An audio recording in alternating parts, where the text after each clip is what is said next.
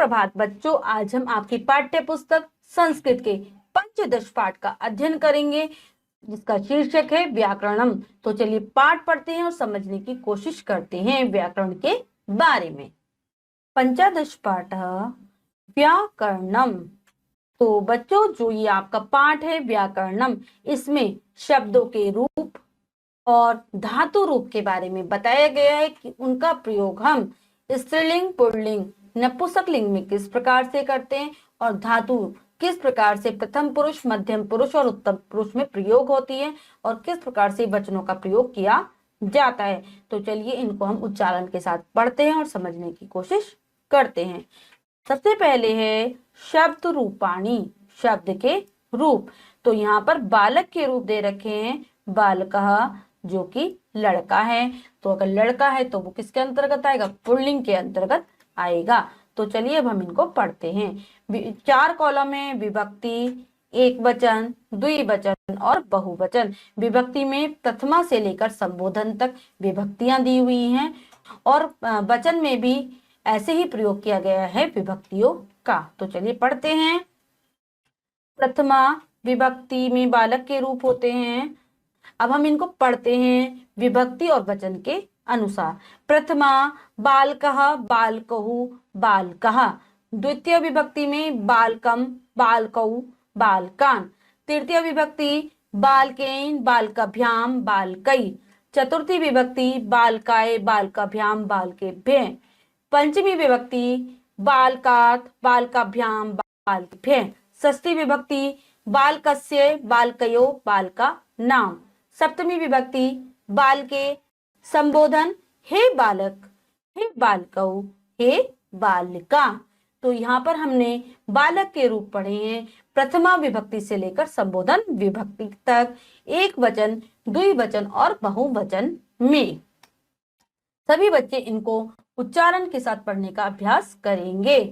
विशेष राम, रमेश, दिनेश, अंकुर, अमन, मयूर, नर, जन, अश्व आदि अकारांत पुल्लिंग शब्दों के रूप बालक की तरह ही चलेंगे। तो जो ये सब हैं वो सेम बालक की तरह ही इन शब्दों के रूप बनेंगे, क्योंकि ये अकारांत पुल्लिंग शब्द के अंतर्गत ये सभी आएंगे। अगला पढ़ते हैं बालिका। बालिका लड़की के रूप रखे हैं, जो कि हमें पता है एक स्त्रीलिंग है। प्रथमा बालिका, बालिके, बालकः। द्वितीया बालिकाम, बालिके, बालिकः। तृतीया बालिकया, बालिकाभ्याम, बालिकाभिः। चतुर्थी में बालिकाई, बालिकाभ्याम, बालिकाभ्यः। पंचमी बालिकाया, बालिकाभ्याम, बालिकाभ्यः। षष्ठी बालिकाया, बालिकयो, बालिकानां। सप्तमी बालिकायाम, बालिकयो, बालिकासु। संबोधन में हे बालिका, हे बालिके, हे बालिका। तो ये थे बालिका के रूप। विशेष रमा, लता, महिला, ललना आदि आकारांत स्त्रीलिंग शब्दों के रूप बालिका की तरह चलेंगे। तो जो ये शब्द हैं रमा, लता, महिला, ललना, इन सब के रूप भी सेम बालिका की तरह होंगे, क्योंकि ये भी आकारांत स्त्रीलिंग शब्द रूप के अंतर्गत आते हैं। अगला देखते हैं नपुंसकलिंग। नपुंसकलिंग में फलम, फल के रूप दे रखे हैं। तो चलिए पढ़ते हैं। ये भी प्रथमा से लेकर संबोधन विभक्ति तक हैं, एक वचन, द्विवचन और बहुवचन में हैं। तो इनको भी हम उच्चारण के साथ पढ़ने की कोशिश करते हैं। प्रथमा फलम फले फलानि, द्वितीया फलम फले फलानि, तृतीया फलेन फलाभ्याम फलई, चतुर्थी फलाय फलाभ्याम फलेभ्यः, पंचमी फलात् फलाभ्याम फलेभ्यः, षष्ठी फलस्य फलियो फलानां, सप्तमी फले फलियो फलेषु। संबोधन हे फल, हे फले, हे फलानि। तो जो नीचे विशेष दे रखा है चक्रम, कमलम, पुस्तकम आदि अकारांत नपुंसकलिंग के रूप फलम की तरह चलेंगे। तो जो चक्रम, कमलम, पुस्तकम, इनके भी अकारांत नपुंसकलिंग शब्द हैं। ये भी इनके जो रूप बनेंगे वो भी सेम फल की तरह होंगे। सभी रूपों को बच्चे अच्छे से कंठस्थ कर लेंगे, जिससे कि आपको आसानी रहे विभक्ति और रूप पहचानने में। आगे चलते हैं सर्वनाम शब्द रूपाणी। जो हमारा सर्वनाम शब्द होते हैं उनके रूप किस प्रकार से चलते हैं ये बताया गया है। तो यहाँ पर सबसे पहले पुल्लिंग पुल्लिंग शब्दों को बताया गया है। तत् तत् मतलब रूप सर्वनाम के किस प्रकार से होते हैं, ये भी प्रथमा से लेकर सप्तमी विभक्ति तक है, और एक वचन, द्विवचन और बहुवचन। चलिए पढ़ते हैं उच्चारण।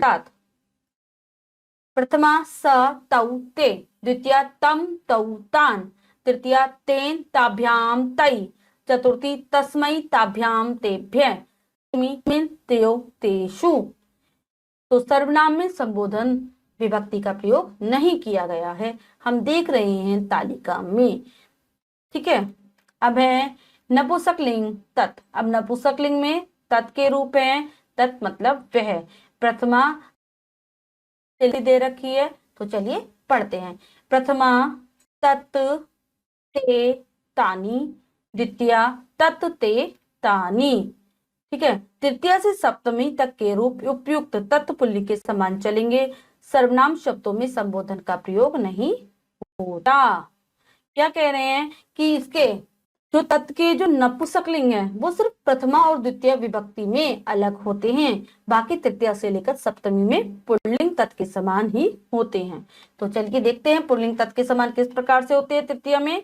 तृतीया तेन ताभ्याम तै, चतुर्थी तस्मै ताभ्याम तेभ्य, पंचमी तस्मात् ताभ्याम तेभ्य, षष्ठी तस्य तयो तेषां, सप्तमी तस्मिन् तयो तेषु। नपुंसकलिंग में भी पुल्लिंग के समान ही रहेंगे। अब हम स्त्रीलिंग में तत् के रूप देख रहे हैं। तत् मतलब वह। तो ये भी प्रथमा से लेकर सप्तमी विभक्ति तक है, एक वचन, द्विवचन और बहुवचन में है। प्रथमा सा तै ता, द्वितीय ताम ते ता, तृतीया तया ताभ्याम ताभि, चतुर्थी तस्य ताभ्याम ताभ्य, पंचमी तस्यः ताभ्याम ताभ्य, षष्ठी तस्याः तयो तासाम, सप्तमी तस्याम तयो तासु। तो ये हमने स्त्रीलिंग में तत् के रूप देखे जो कि सर्वनाम शब्द के अंतर्गत आता है। सभी को ये सभी रूप याद कर लेने हैं।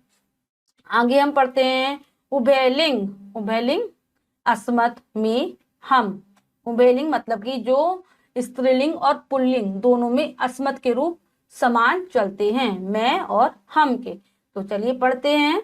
तृतीया में मया अवाभ्याम अस्मभि, चतुर्थी मह्यम अवाभ्याम अस्मभ्य, पंचमी मत अवाभ्याम अस्मत्, षष्ठी मम आव्यो अस्माकम, सप्तमी मई आव्यो अस्मासु।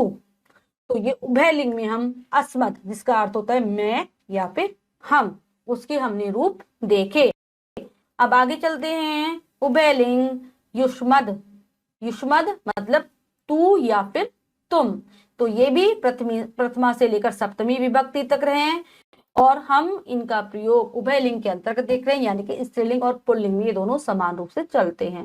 प्रथमा त्वम युवाम यूयम, द्वितीया त्वाम युवाम युष्मान, तृतीया त्वया युवाभ्याम युष्माभि, चतुर्थी तुभ्यम युवाभ्याम युष्मभ्यम, पंचमी त्वत् युवाभ्याम युष्मत्, षष्ठी तव युव्यो युष्माकम, सप्तमी त्वयि युव्यो युष्माशु। तो ये थे उभयलिंग में युष्मत् तू या तुम के रूप। कोशिश करेंगे सभी रूपों को याद करने की।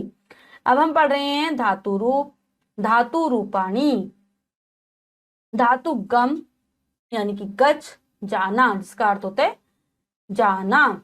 तो हम ये 5 कालों में होते हैं। लट लकार, लंग लकार, लिट लकार, लोट लकार और विधिलिंग। तो चलिए अब हम इनके बारे में पढ़ते हैं।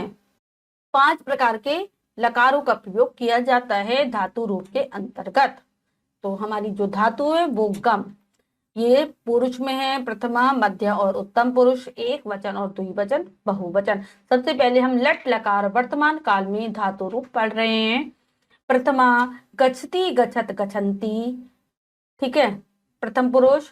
मध्यम गच्छसि गच्छत गच्छत, उत्तम पुरुष गच्छामि गच्छावे गच्छाम है। अब हमारे हैं लंग लकार जिसका अर्थ है भूतकाल। प्रथमा, मध्यम और उत्तम पुरुष के अंतर्गत प्रथमा अगच्छत अगच्छताम अगच्छन, मध्यम अगच्छ अगच्छतम अगच्छत, उत्तमः, अगच्छम, अगच्छावे, अगच्छाम। ये हैं भूतकाल के। अब हमारे हैं लिट लकार यानी कि भविष्य काल में किस प्रकार से गम धातु का प्रयोग किया जाता है। तो ये भी तीनों पुरुष में है, प्रथम, मध्यम और उत्तम। प्रथम गमिष्यति, गमिष्यन्ति। मध्यम गमिष्यसि, गमिष्यत, गमिष्यत। उत्तमा गमिष्यामि, गमिष्यावे, गमिष्यामः। ठीक है। अब हम आते हैं लोट लकार, जो कि आज्ञार्थक में प्रयोग की जाती है, प्रथम से लेकर उत्तम पुरुष तक। इसके रूप हैं, प्रथमा गच्छतु, गच्छताम, गच्छन्तु। मध्यमा गच्छ, गच्छतम, गच्छत।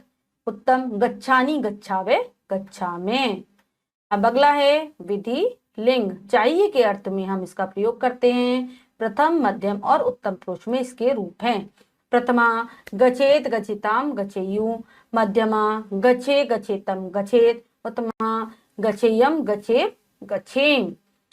तो बच्चों हमने देखा कि किस प्रकार से शब्द और धातु रूपों का संस्कृत भाषा के अंतर्गत प्रयोग किया जाता है।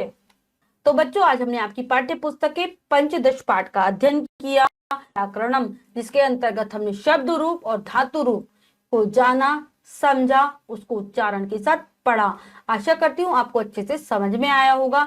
आप फिर से शब्द रूपों को और धातु रूपों को उच्चारण के साथ पढ़ने की कोशिश करेंगे और इनको याद कर लेंगे, जिससे कि आपको भाषा समझने में आसानी रहेगी। मिलते हैं अगली कक्षा में नए पाठ के साथ। तब तक के लिए स्वस्थ रहिए, प्रसन्न रहिए। धन्यवाद।